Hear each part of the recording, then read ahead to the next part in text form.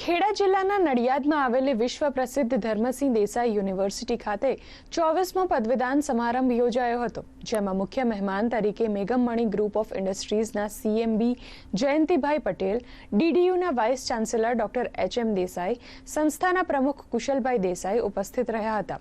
પદવીદાન સમારંભમાં ઉપસ્થિત મહેમાનોના હસ્તે વિવિધ ફેકલ્ટીના કુલ 1644 વિદ્યાર્થીઓને પદવી એનાયત થઈ હતી.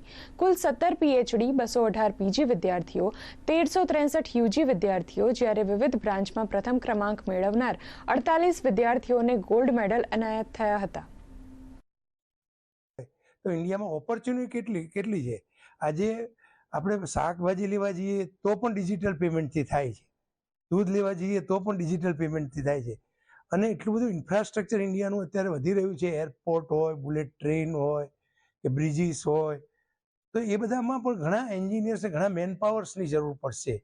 અને તમે સિરેમિક્સ ઇન્ડસ્ટ્રીનો દાખલો પણ મેં આપ્યો કે એન્ટરપ્રિનર થવું હોય તો બધા 10-10 જણ ભેગા થજો, થોડી કેપિટલ ભેગી લાવી અને સ્મોલ સ્કેલથી ચાલુ કરશો તો 1 કરોડ બનાવવા અઘરો છે, પણ 1 કરોડથી 10 કરોડ બનાવવા ઇઝી છે, અને 10 કરોડથી 100 કરોડ બનાવવા ઇઝી છે. ખાસ મહેનત, હાર્ડ વર્ક કરવાનું. મેં અત્યારે કોગ્નિટિવ રેડિયો સ્પેક્ટ્રમ સેન્સિંગ એટલે electronics and communication side wireless કમ્યુનિકેશનમાં એક ફિલ્ડ આવે છે, એમાં અભ્યાસ કર્યો.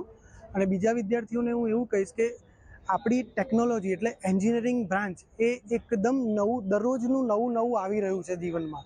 તો એ કંઈકનું કંઈક નવું શીખવા મળે છે. તો દરેક વસ્તુમાંથી, દરેક સર્કિટમાંથી, દરેક નોવેલમાંથી, દરેક રિસર્ચ પેપરમાંથી કંઈકનું કંઈક નવું શીખવા મળે છે. એટલે કન્ટિન્યુઅસ લર્નિંગ અને કન્ટિન્યુઅસ ઇવોલ્યુશન જરૂરી છે, અને એ આખા જીવનમાં તમને કામમાં આવશે જ.